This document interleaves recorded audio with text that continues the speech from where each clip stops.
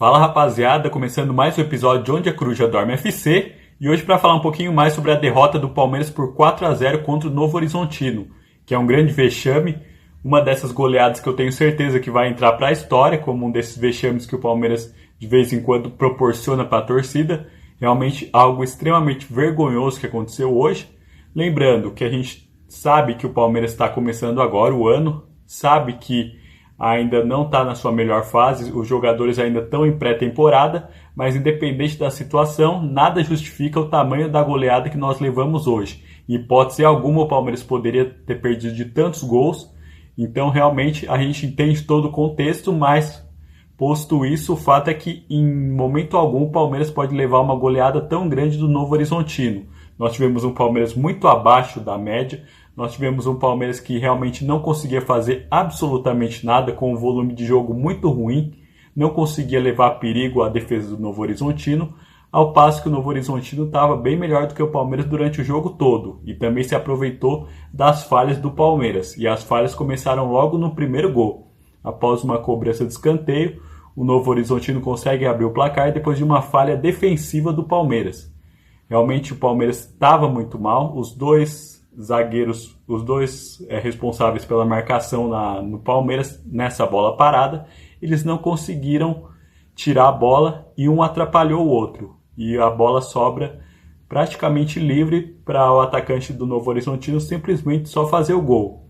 E também eu tenho que deixar em destaque algo que é o fato do Carlos Miguel não estar como titular. Dessa vez quem veio como titular foi o Marcelo Lomba. E não sei se foi coincidência, mas essa grande goleada aconteceu com o Marcelo Lomba. E para mim, nesse primeiro gol, nós temos também um pouco da participação e da falha do Marcelo Lomba, porque, como dizem, né, a pequena área, o goleiro tem que se garantir, porque a partir do momento que a bola vai na pequena área e sobra sozinho para o atacante do Novo Horizontino, significa que o goleiro também não fez um bom trabalho. Após isso, a gente viu um Palmeiras bastante nervoso, bastante desconcentrado e que não conseguia apresentar soluções. Era um Palmeiras que era mais do mesmo, não conseguia apresentar um mínimo de criatividade, não conseguia apresentar um mínimo de perigo.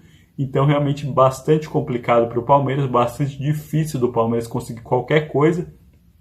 Então, o Novo Horizontino já tinha tido uma oportunidade cara a cara, que depois foi marcado o impedimento, aí teria a necessidade de ir para o VAR. Mas logo na sequência o Novo Horizontino consegue fazer o seu segundo gol, o que complica ainda mais a situação do Palmeiras, deixa o Palmeiras extremamente apático no jogo, deixa o Palmeiras extremamente desconcentrado. Então a gente realmente não sabe o que aconteceu, porque um time que acontece do Palmeiras virar várias outras oportunidades, um time sentir tanto depois de sair atrás por 2-0. Lembrando que o Palmeiras já fez viradas parecidas e até maiores, como foi o caso do Botafogo no Campeonato Brasileiro. Então eu não senti a necessidade de tanta apatia, não senti a necessidade de tanto nervosismo por parte do Palmeiras. Então realmente eu não entendi o que aconteceu com o Palmeiras. O Palmeiras foi para o vestiário com 2-0 contra e um time extremamente abatido e extremamente apático. E o segundo tempo também não foi muito diferente. Muito embora o Abel até tenta mexer no jogo, até tenta trocar uma ou outra peça, ele acaba colocando o Luiz. E é justamente com uma falha individual do Luiz que sai o terceiro gol. Uma falha individual, na minha visão, totalmente inacreditável, porque qualquer pessoa que está começando a jogar futebol agora sabe que uma das coisas que você não deve fazer é sair driblando dentro da sua própria área, a menos que você tenha muita habilidade ou saiba muito bem o que está fazendo.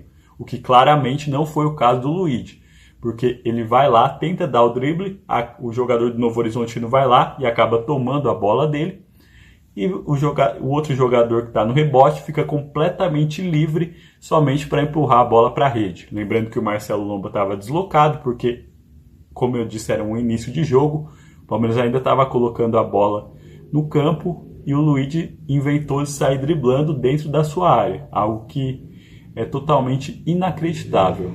A situação que estava ruim já piora com esse 3-0 e ia piorar ainda mais com o 4-0. O Palmeiras consegue levar esse 4-0, um 4-0 na minha visão inacreditável e inexplicável, porque independente do que aconteça, creio eu que não existe impossibilidade alguma do Palmeiras, um time que investe tanto, um time que mesmo com o time reserva tem obrigação de estar jogando melhor do que um time que atualmente está na Série B. Então, independente do que aconteceu, o Palmeiras não poderia ter perdido de 4-0. Até a gente, se fosse um resultado equilibrado, de 1-0, 2-1, até a gente poderia estar justificando que foi um início de temporada, com muito pouco tempo para se treinar, muito pouco tempo para se fazer uma pré-temporada, para a gente ter um aperfeiçoamento físico, mas diante do que ocorreu, um 4-0 é totalmente injustificável.